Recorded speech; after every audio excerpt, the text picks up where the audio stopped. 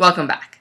So, in this short video, I'm going to show you what these videos are about and give you an introduction to the lectures that are going to be posted on YouTube. Why? Why am I doing this? Why not just teach the class, in front of live students, like most teachers do? Here's why. Because I want to save class time for the application of the content, rather than the introduction of it.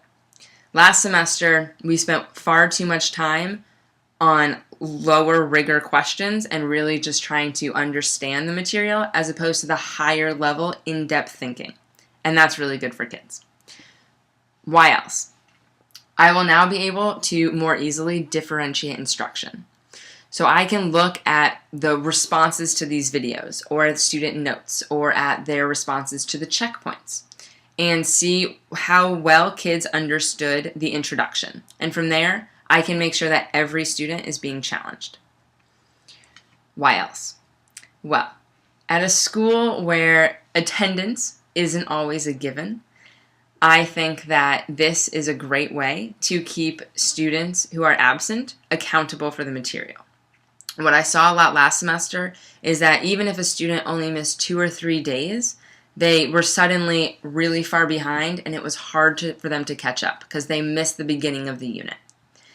Hopefully that won't happen now, because those students are going to be able to still watch the videos, still get that content, and even though they may not be in class practicing the application, they'll have the introduction. They'll have the foundation to have another topic or to build onto it. What are these videos? So twice a week, the students will have to watch 2 videos online on different content areas.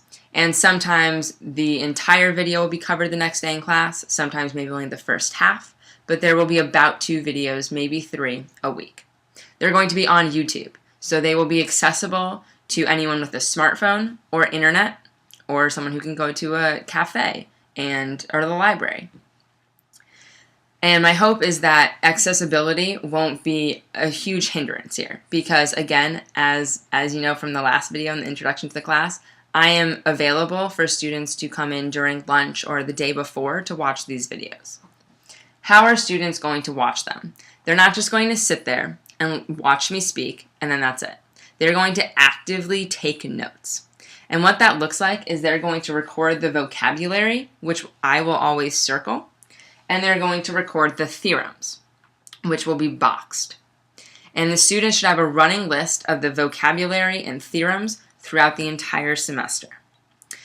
Students will also be encouraged to write down the examples in case that maybe they want to refer back to it. But most importantly, students are going to complete the checkpoint problem. And at the end of a section, there will be a problem that's labeled checkpoint, and it will be an open-ended question that I will not answer in the video. The next day in class, when those videos are due, I will check their notes thoroughly to make sure that they have recorded the vocabulary, that they've recorded the theorems, if there were any, and that they have at least tried the checkpoint problem. And I will use how successful they were to group students and to make sure that if I need to go back to something, I can with those handfuls of students. This is a tiny URL to my videos. It's http://tinyurl.com/YouTube lectures. Or if you're on YouTube, you can search for my name, Katie Deutsch, and it should pop up. If you have any other difficulty finding this, please let me know, and I will make sure that you are able to subscribe. So again, all of my students must have a subscription to my video lectures. I'm hoping that the parents and family and friends of those students will also, and help support the student from every angle.